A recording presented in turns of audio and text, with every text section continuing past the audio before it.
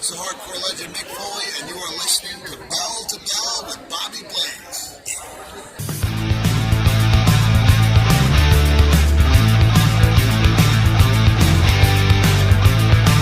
Make sure to like the video, subscribe to the channel and turn on the notification bell so you never miss an update.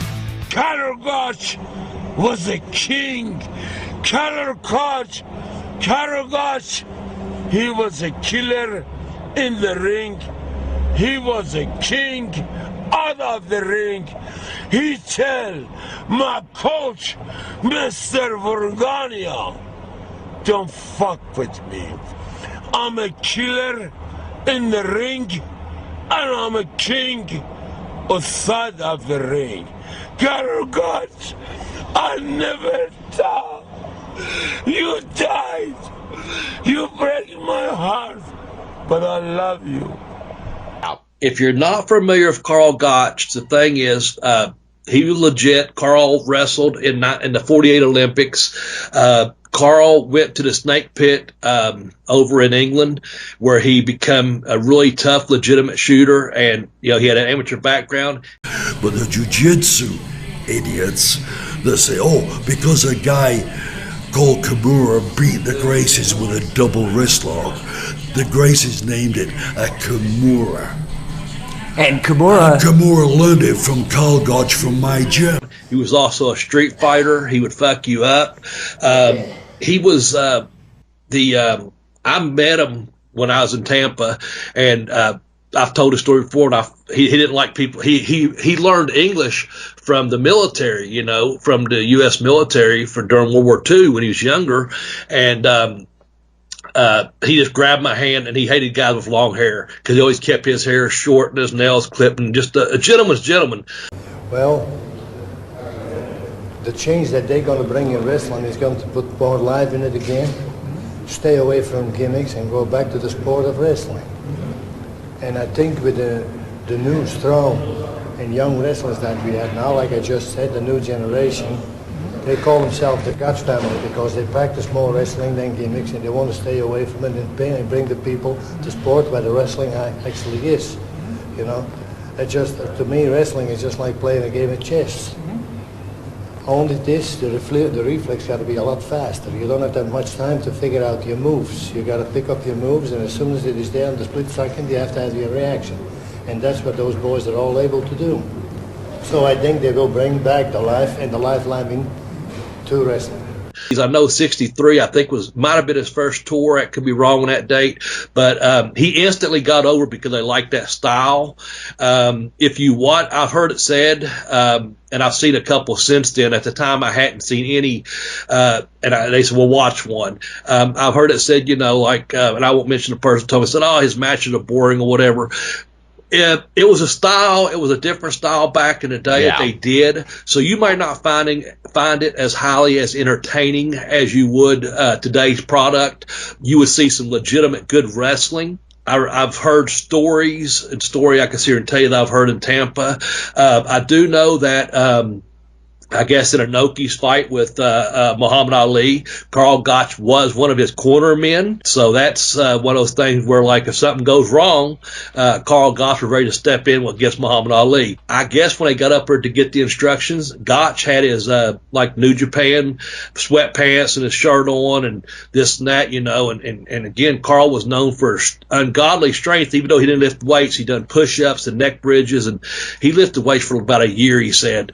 But he was a big old strong guy, man. Apparently he pulled his tights out and he had on his trunks underneath, and he said, "Just so you know, if there's any monkey business tonight, I'll be handling that." And I guess Ali and whoever else was standing there, Inoki knew, whatever happens, happens, but there'll be no funny business. I think he used the word monkey business. But again, you hear these things and maybe he said it, maybe he didn't. I know he's a legitimate tough guy though, and I know you didn't want to fuck with him. When I first met him, again, that was the story I told there where he said, "Gotch," and shook my hand. He come into the training facility one day, and Larry looked over, and they had this relationship, Malenko, and I said they on and off again, business partners, respect for each other, and this and that, and sometimes they spoke, and sometimes they would, be like, best just to keep our distance, business only, kind of thing, and Karl comes walking in, and he's looking for Jody, actually, and Joe Malenko, and so supposed to be there. And Karl just walks straight into the facility, but he's focused. He knows what he's there for. He's going to do his business and leave. And I don't know what's going on. I just heard his name, whatever. And I was sitting there, and that's after he got past his, Malenko looked over and he goes, Bobby, that man right there, one tough son of a bitch. And he said, yeah, he's the man. And he went over, he spoke to Joe, and he walked out the back door and kept going. And it was several, it might have been a few months later before I actually met him, when I said, he reached over to Gotch, because I was talking about one of Malenko's students, and that's why I was at his house where. But yeah, he was a man. He was a very serious person. But yeah. So first time I saw him, he was very impressive. He was like 60. Probably 65 years old, and he had this fucking killer physique on him, hard as a rock body even then. But I guess him and Larry weren't talking at that time, but there was a mutual respect to not interfere with each other's business. And of course, Joe thinks the world of him. That was his basically a second father, and that's who trained Jody.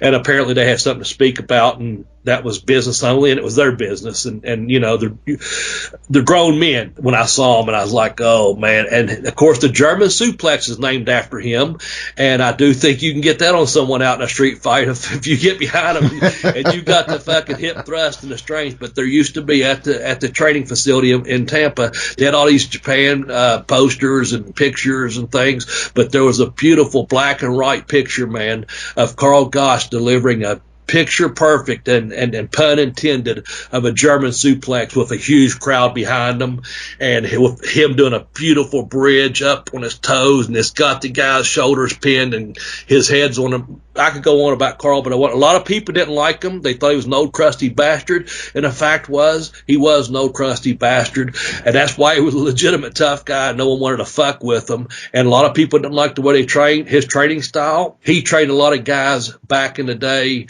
that went on to become big superstars in wrestling because he did train them. They might not have liked his techniques and stuff, but they sure as hell, learned a lot from him. And like you said, in Japan, he's known as a god of wrestling. So number 2 is Karl Gotch. Karl Gotch's training method was primarily based on Indian wrestlers, lots of body weight training. Yes. So push-ups, press-ups, Hindu squats, Hindu push-ups. Also, he was Antonio Inoki's biggest inspiration in Inoki's wrestling style.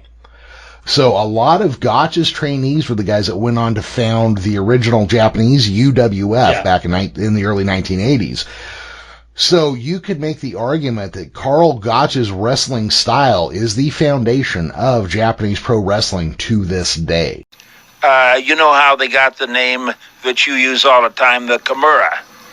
Yeah, from the guy who fought Elio Gracie. Yes, but he was a judo champion, and in judo, they kicked him out of Japan because he wanted to go pro as a wrestler, which he did. So he'd go down and he'd beat everybody with a double wrist lock, a downward arm crank, and so they couldn't pronounce double wrist lock or downward arm crank, so they said the Kimura, and... So it's just based on the move that beat Elio. Yeah, but he beat a lot of guys, and the pro wrestlers... Karl Gotch, he beat everybody with that hold, but he did it a little bit different. He'd break the wrist, the elbow, and the shoulder. Order Pin Me Pay Me, Have Boots Will Travel by professional wrestler Bobby Blaze Smedley. Go to Amazon.com and get your copy now. It's a powerful and insightful 5-star memoir available to download or in paperback print edition.